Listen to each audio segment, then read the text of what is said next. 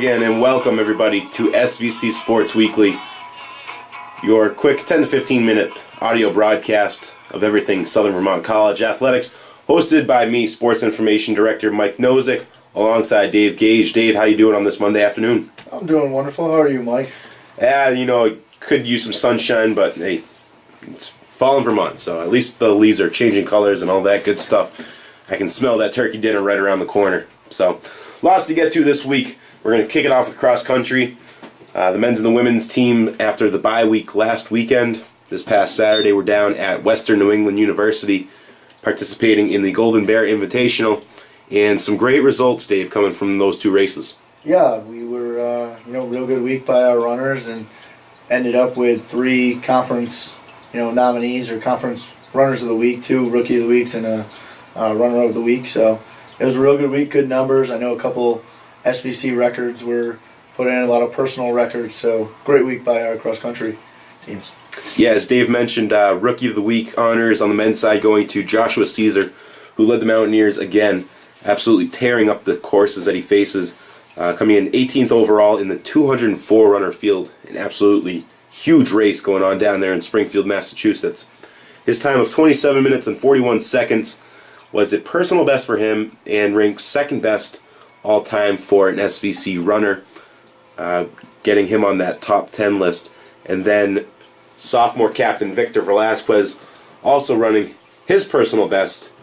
He finished a little further down, but came in at the time of 30 minutes and 22 seconds, and that puts him at 10th all time on the SVC charts.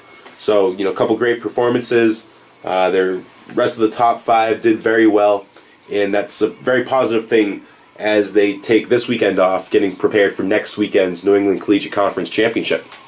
Yeah, and I think, talking about the women's side a little bit, Alice Lala, great time. She landed on the SVC top 10 list as well. 64th out of 212 runners. Very, very good time of 21:36.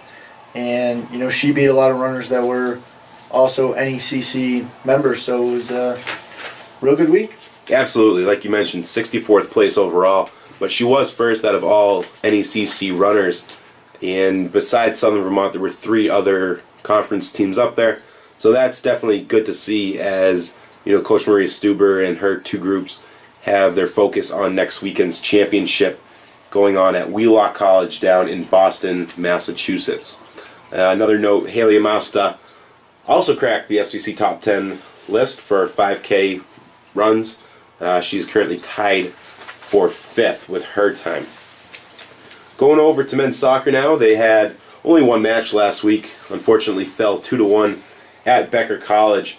And what else can you say? Another 1-goal loss. It's tough, and they have so much potential, and everything is in their grasp. They just, for whatever reason, are on the unideal end of things. I don't know if that's a word, but I'm going to use it. Yeah, like you said, another 1-goal loss every week. It's the same thing. We sit here and we talk, and men's soccer, 1-goal loss. Men's soccer, and it's disappointing because there's a lot of talent on that team, and now they're at a time and place where it's go time. They gotta win now. They got 3 games left. Starting with tomorrow, they're home against Elms College on Tuesday at 4 p.m. and they have to win 2 games if they want to make the playoffs. This is, Tim Penrod, the head coach, has done a great job of turning that program around the 5 years he's been here, year 6 now. And I really hope that they can make a little bit of run. Like I said, there's a ton of talent on that team, but they got to score more than 1 goal a game. The losing game is 1-0, 2-1. Becker College is a team that was towards the bottom of the standings, but they're still in it. There's still 3 games left, still in it. No time to panic here, but it is time to win a few games.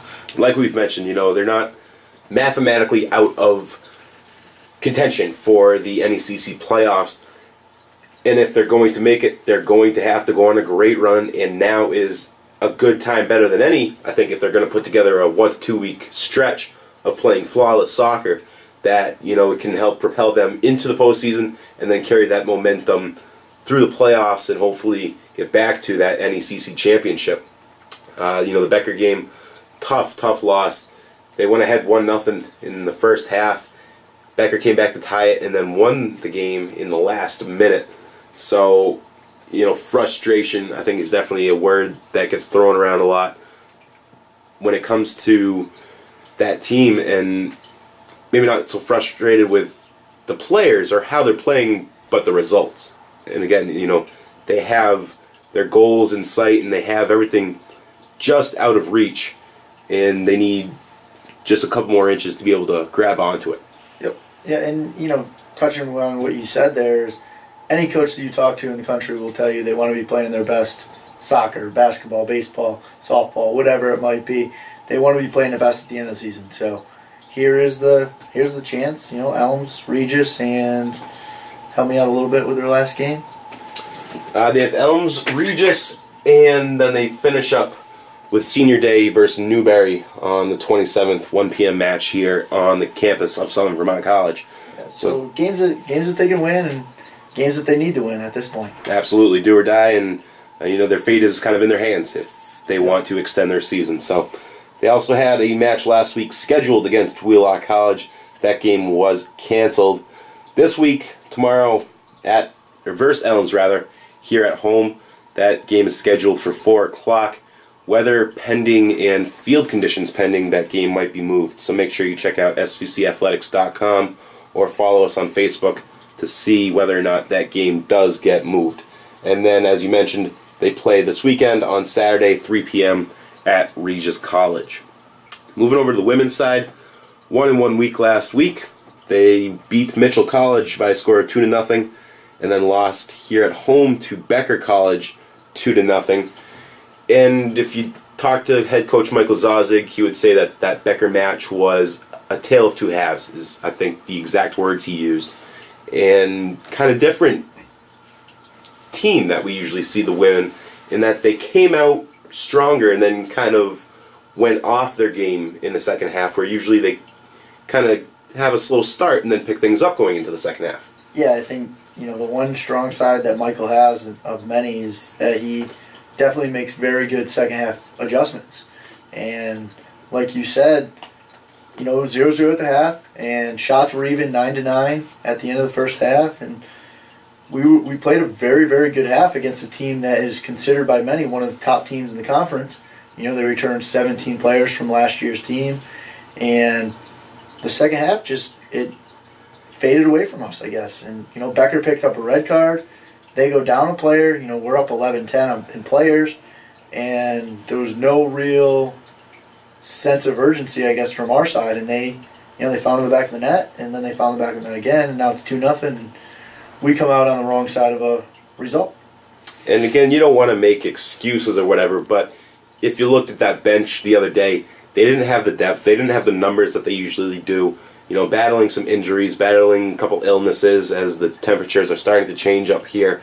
And it's interesting to think how much different that game would have been if they had their full squad and they're able to go with more substitutions, get fresh legs on there in the second half. And again, it makes you wonder what could have been different. And perhaps if they do get back, or if they get to the NECC playoffs and meet up with Becker again, and they have that full squad, it could be a completely different match. Yeah, certainly. A couple notes from the Mitchell game in their 2-0 win. Freshman keeper Liz Simonowitz recorded her first collegiate shutout, and another goal scored by Caitlin Forant. Seems that this is a recurring theme on her program. Yeah, 14 goals so far this season, one away from that school record of 15 for a season. So she's got 4 games left, and to get that one goal, and if I was a betting man, I'd say she's going to do it. She has great chance. It seems like her productivity has kind of slowed down since the beginning of the year, but it hasn't come to a complete halt. She's still chipping away at that record, and I know that that's not what she's shooting for. I don't even know if she's aware about the record. She's 1 goal off. But I don't know if it's conference play or what. Maybe people have seen the scouting reports and they see, mark number 4. Don't let number 4 go. And the defense have kind of put a blanket on her, disallowing her to get those opportunities which she was getting at the beginning of the season. Yeah, definitely scouting reports come into play a little bit more, but I think the one thing is we've also shown that we're not one-dimensional. Aaron Student also scored in that game against Mitchell, and few other players have scored. So it isn't SVC women's soccer is one-dimensional. There's plenty of girls, plenty of women who can score for us, and they have many ways to score goals. So it's not just one-dimensional. We'll move on to women's volleyball now, remaining undefeated in the New England Collegiate Conference with 2 wins last week, knocking off Bay Path and then Mitchell College. Both 3-0 wins. You can look at the score sheets, and one stat that really sticks out to me is how efficient they've been hitting, not so much with how many kills they're accumulating, but with how many errors they have total, keeping that error number down. Yeah, that's been one of their main focuses in practice, is just don't make mistakes. Don't score for the other team. And they bought into what Josh Stokes, head coach, is telling them to do, and they've done a great job with it, especially in conference play. A couple other conference accolades garnered by that team. Jessica Alvarez, I know I'm sounding like a broken record. No, this is not last week's show. Again, player of the week for the conference. 2 weeks in a row, 3rd time this year. And talking with him this morning, him being Coach Stokes, he said, hey, that shows why she was the player of the year last year in the conference. Absolutely. Every night you look at them play, especially on the home games, and you say, well, Jess is the best player on the floor besides the other 4 or 5 on our team that are just as good, if not. She's definitely worthy of that player of the year candidacy again this year, and I'm sure she's going to be in the running for it, along with a few other of our players. Absolutely. And again, mentioning those errors and limiting them, only 8. Alvarez had only 8 in 54 attempts. 28 kills, that's good. That's great. But again, only 8 errors in 54 attempts, as you mentioned, not scoring for the other team. It's a huge part of this team's success. In conjunction with other players like freshman Sarah Graham coming off the bench to help fill the void left when senior captain Alicia Manzo went down due to injury. Graham coming off the bench and having a great week last week, leading the way to her being selected as the conference rookie of the week. We're nominating her practically every Monday or Sunday night rather, and finally she's gotten one, and I think there was no doubt that she should have gotten it. Yeah, anytime a team loses a senior, let alone a senior captain, you sort of get scared and you say, oh, all right, what's this team going to do? And this team didn't skip a beat. Sarah stepped in there for Lefty, and it's been the same old story every single night. Just wherever the ball goes and the other side it lands as a kill, and they've played great. Some numbers there for Graham from last week. She had a .423 hitting percentage, only 3 errors on 26 attempts. So again, efficiency. And we cannot stop talking about women's volleyball without mentioning this Wednesday night's match, the big one. Williams College coming in, might have a bit of the chip on their shoulder from last year. You think they're going to be hungry for some revenge? Yeah, big week for the women's volleyball team. Couple of tough games with 2 NESCACs, but talking about the Williams game last year, we went to Williams, and it was that close relationship where it's only 20 minutes away, and Williams is the big school, and we're the small little school of Southern Vermont. And last year we got the 3-1 victory over them after they won the first set, and we ran 3 off after that. So I'm sure they're going to be ready for a little bit of revenge, but at the same time, we're out there trying to protect our home court. So it's going to be an exciting game. It's going to be loud in this gym. I'm sure they got fans coming. I know that the Southern Vermont fans will be in the gym early, and if they're not tailgating out there early on. So it's going to be a fun game on Wednesday, and good luck doing the stats, Mike. And yeah, might need some headsets. Dave mentioned it's going to be very loud and probably quite packed. So if you're planning on coming up, I would suggest getting here a little bit early if you want to get a seat, because it's probably going to be standing room only before the introductions even start. So that's going to be a great atmosphere. Continue that rivalry, and hopefully we can come out of there with a win. As Dave also mentioned, that is one of 2 matches for the women against NESCAC teams this week. On Friday night, they go to Wesleyan University in Connecticut for a 7:30 match.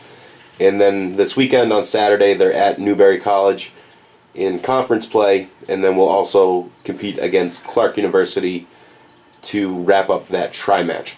So they have a potential to come out of this week with 4 more wins, keeping things rolling, going into that NECC playoff, and still, the eye on that #1 seed. Yeah, Newberry's #2 in the conference, and then you talk about a little bit larger scale of things, and you talk about the Newville poll, the regional poll. Williams is, I know they're top 5, or they've been top 5 lately in that poll. So a very, very big week for our women's volleyball team, and the fact of a couple wins this week can start to solidify that thing of the #1 seed in the conference, which is the overall main goal.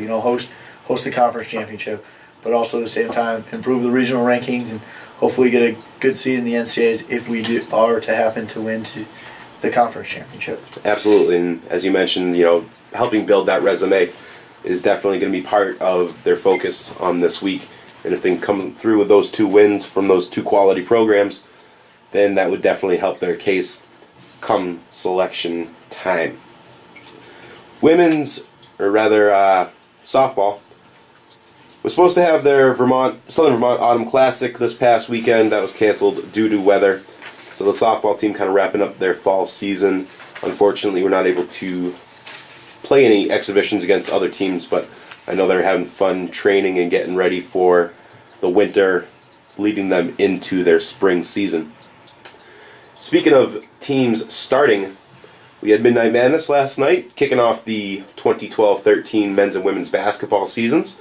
And again, that great atmosphere. The students got to see the 2 teams, and they kind of put on a couple exhibitions of their own for the fans. Yeah, it was a great event. It's a great event to kick off the basketball seasons, and it gets the whole SVC community and all the athletes and non-athletes come together, watch the student base. They all watch the basketball teams put on a little bit of show, and they're in the spotlight for the night, and it's a pretty cool atmosphere.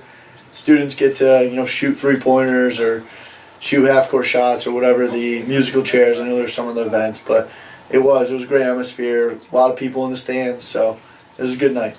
Yeah, it's fans can come out to all the games they want, but they're most likely never going to see Tayshawn Johnson, captain from North Carolina, throw the ball off the NCAA sign on the wall and catch it and throw it down for a dunk, So that's a special kind of thing that helps people kind of get really interested in the seasons and gets things going for both of those teams.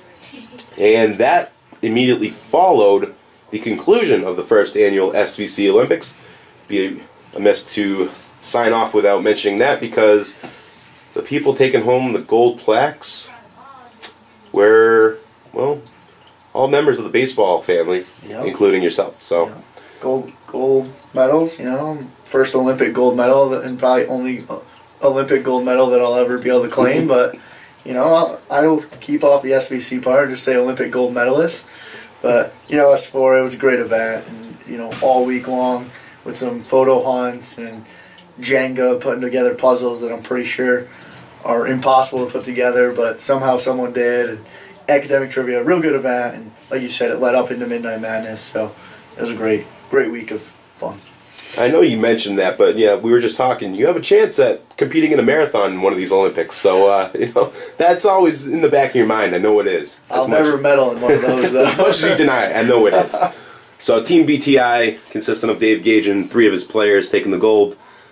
Team Huge Roosters, consisting of Coach Michael Zozig from women's soccer, along with a couple baseball players and a women's volleyball player, took the silver plaques after a tiebreaker with Team Whippersnappers, who was led by head softball coach, Leanne Baker, and again, a few more baseball players and a men's soccer player. Apparently, baseball is very good at putting together puzzles. I guess we got some smart kids. We'll see when the GPAs come out. Touche, salesman, touche. Well, we'd like to thank you all for tuning in and sticking with us this week. We hope that you enjoyed it and that you'll tune in next week to SVC Sports Weekly. Don't forget to check out svcathletics.com consistently for all the news and updates on everything Mountaineer sports. Like us on Facebook, Southern Vermont College Athletics, and follow us on Twitter at the svcathletics.com. Go Mountaineers!